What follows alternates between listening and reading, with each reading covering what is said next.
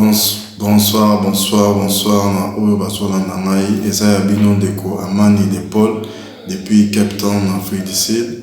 Donc lelo naza na mingi ya koloba mais temps eza moke tozo courir derrière le temps. Donc naza na 3 points koyebisa na fanatique nanga oyo balandaka ngai na Congo 243 News. Eza ya bino molobeli Amani de Paul. Donc na 3 points na ngai oyo tolobela bino na poko lelo. Il y a des bossos ezali actualité où ils sur la toile, ils ont fait rigola, bataringue. Donc il y a mis baleza devant la biso Félix Wazekwa, n'engue vanilla il concerne na Adidas Arena. Il y a mis ça tout ça en tant que Congolais, en tant que patriote, moi na mboka to relobele la to mais un peu couper ça analyse na biso na ndenge gouvernement ya biso ebimi il y a de cela des jours na Félix Fatu Béton to mais un peu lobela selon gouvernement na biso pour na courir vers le temps to kena point na biso de bosso et ça a fait rigola sur la date il y a le 15 juin na Genève Arena na Suisse. Donc il to juste un to mais un peu ko chap coup de pouce na biso en tant que Gaulois to mais un peu ko la musa ba fanatique na biso ba o baza dispo ya okende Genève il y a un de on a biso fait rigola les padres donc grand musicien ya Congo vraiment na osenga na bino bo la muka vraiment bo la muka bo somba ba o ba somba ki ba billet vraiment ba betela bino masolo te pour oyo faire rigola azo préparer eza ya kosakana te eza vraiment ya kosakana te. Donc bobo sana Adidas double Adidas o abetaki bobo sana mouvement o obeta eza ya sika kosakana te pe boye barakino na concert banzembo eza ebele kosakana te faut ya non toyoka boîte noire eza non toyoka ya moti na ba concert qu'est-ce que j'avais dit eza non toyoka ya moti donc abeta la biso ya mo donc il a assez dynastie donc ils n'en parlons même pas banzi mboza ya kosakana assurance non na yemba assurance c'était un concert non na beti écriture chinoise au ba yembi na ndo na biso soleil wanga non ba beti ya moté donc na osenga na bakolo gauloise vraiment boya ba o baza na France tozo ka basango kino bazobanga kokatisa na Suisse kino ba pona mikanda jamais boyoka biyoka yokate vraiment de bonanga na dosenga na bino boyoka biyoka yokate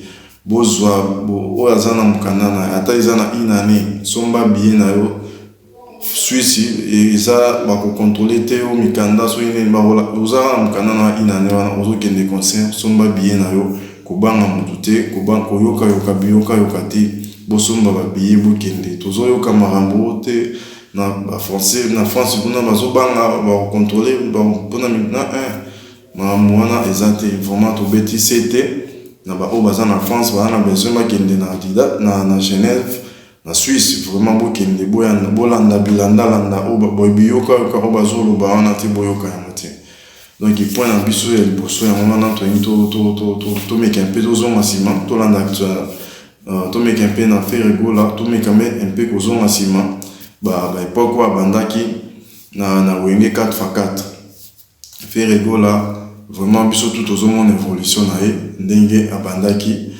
peut-être na bana oyo de génération o ba botami ba oye ba faire kaka na je crois na mikolo kaka peut-être mbonga na biso tozala pe na actualité tozinga un peu kozonga to landa actualité na simate to yaka rambamo to miko kende liboso mbala mo or faut zonga rappeler sima sozo landa artiste zonga no artiste tala no passé na ena artiste na azalaki nani abandaka wa anebo artiste na azalaki ndenge nini or biso artiste na biso fait rigola vers les années 80 era wenge 4x4 tout le monde a évolution artiste na biso ndenge bandaki ko évoluer entre ba vie na ya wenge vers ba année 96 tout le monde a évolution ndenge wenge panzani ndenge fait rigola évolution na to amanai ko mata donc ti lelo to moni lelo na date où ils a égotika la historique aza le seul où égotika na date wana a date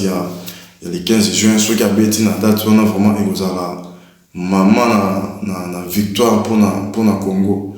Yango na kosenga na Faci, na kosenga vraiment na gouvernement oyo ya sika ebimi oyo vraiment batia fere loboko, batia vraiment fere ekoma vraiment que non parmi ba richesse ya mboka na biso, parmi ba richesse ya mboka na biso oyo batanga nde totangaka ba diamant, tonde totangaka ba or, ba minerai ya mboka, vraiment faire rigola à faire participer na ba richesse ya mboka.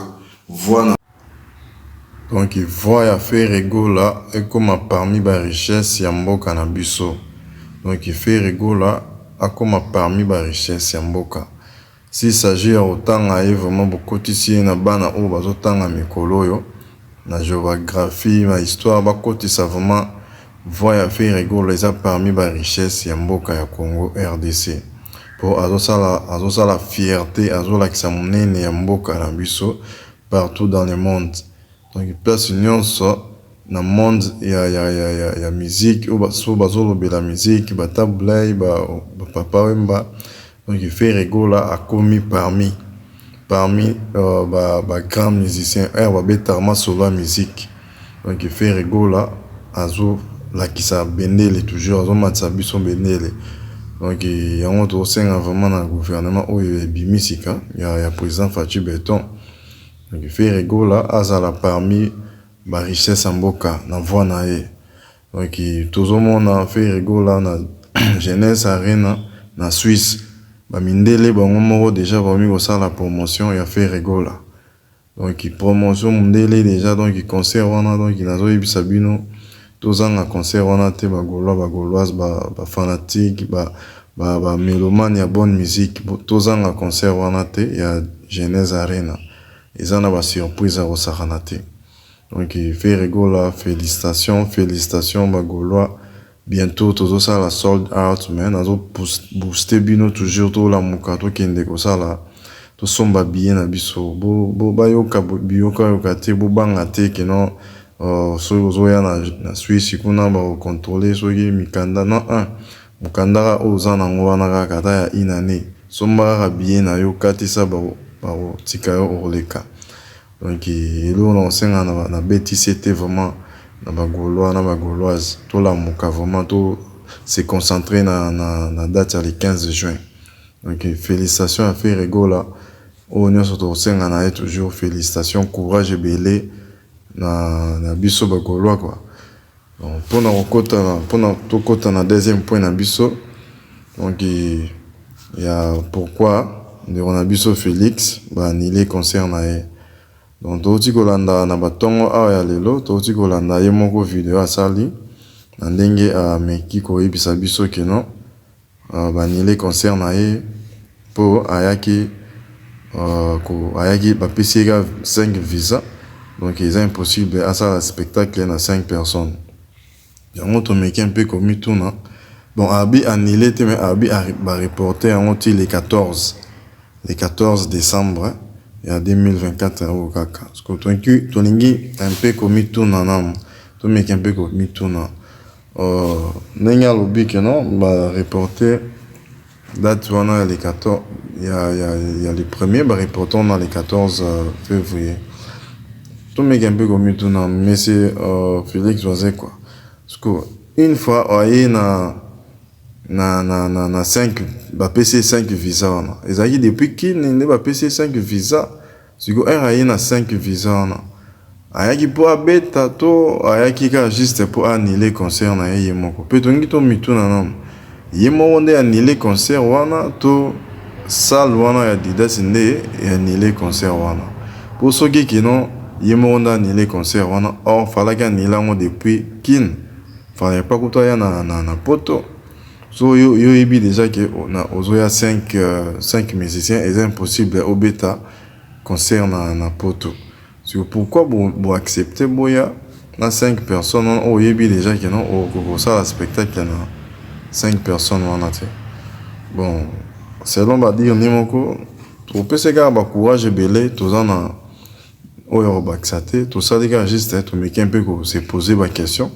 Mais un peu le pourquoi bon il m'a rappelé si biso déjà que c'est impossible ya ko beta avec 5 musiciens donc mais to pese ka ba courage belé muku wa bongo non ye to benga ki muku wa bongo po papa Wemba asunga ye vraiment apese ba courage wana o ti lelo azala nango aya ko yembela biso banzembo ko betela biso donc ko beta musique quoi yango vraiment ba pesa courage toujours papa Wemba ndenge abustaye vraiment akoma pe musicien ndenge petit lelo azana ba courage wana banini bon félicitations na courage na ye nano po atika rasimate quoi félicitations vraiment na courage na ye quoi donc au moment ya remake un peu ko analyser sur ba concert na ye to zela ndenge abisi biso les 14 wana donc c'est ça quoi vraiment pour na rechiter pour na biso misato pour to courir vers le temps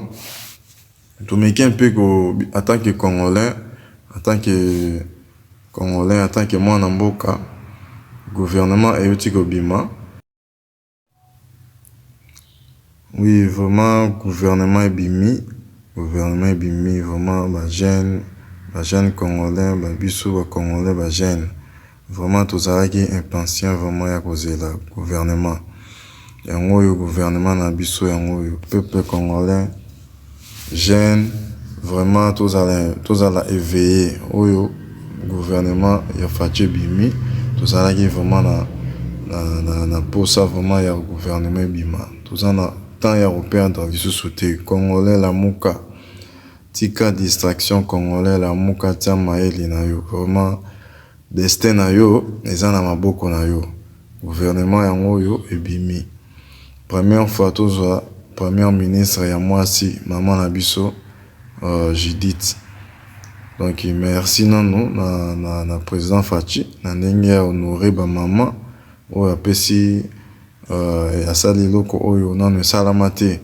depuis Congo ezala Congo tozwa premier ministre azala mwana mwasi vraiment topesi ba chance ebele na mama na biso vraiment touti musika mama yo moko yebi yo moko zomona vraiment place Congo ezali place tozokende vraiment sunga biso sunga vraiment peuple congolais sunga ba jeunes surtout ba jeunes donc avenir ezalaka toujours na ba jeunes o balobaka toujours l'avenir appartient aux jeunes vraiment tosengi na yo osala mosala azala vraiment na rigueur oyo ba mama azala pe na motema ya ba mama vraiment na osengaka na gouvernement oyo yoti kobima vraiment eza gouvernement oyo naza na trop sûr na yango donc bosala mosala malamu please vraiment bozongisa Congo na biso nsima te po soki bosali erreur wana ekoya nde pa Fachi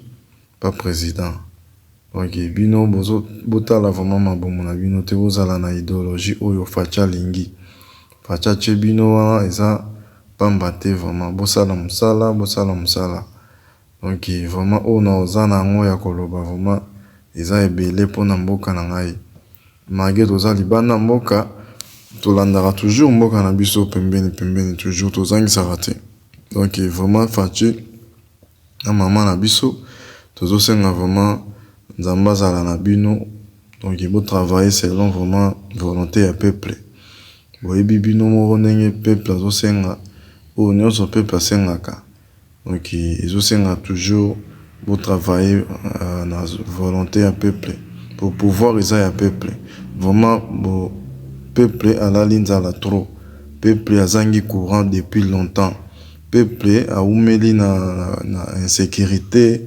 koboma vraiment botala libomo na bino te botala population vraiment oyo tosenga na bino yango wana vraiment yango mpe na kosenga na ba jeune vraiment bozala éveillé botika distraction vraiment bozala éveillé mboka eza ya mboka na biso nyonso donc moto tout batie na poste wana vraiment tolandela bango tolandela vraiment moni moyibi belela donc totika mboka na biso kende te baje eleki tro tosali baje ebele distraction elekaki makasi vraiment ya tout oyo eza gouvernement ya ba jeune ebimi vraiment tozala distrait te donc nayebi te vraiment soki jeune aza distrait donc mboka ekei vraiment tozala distrait te vraiment vidéo on a otiela bino bomeka mpe kolanda video oyo comme ça ekota vraiment na mutu na bino ekota na mitema na bino oyo ba jeune ya mboka oyo eza ya mikili oyo ba raisonnaka na avenir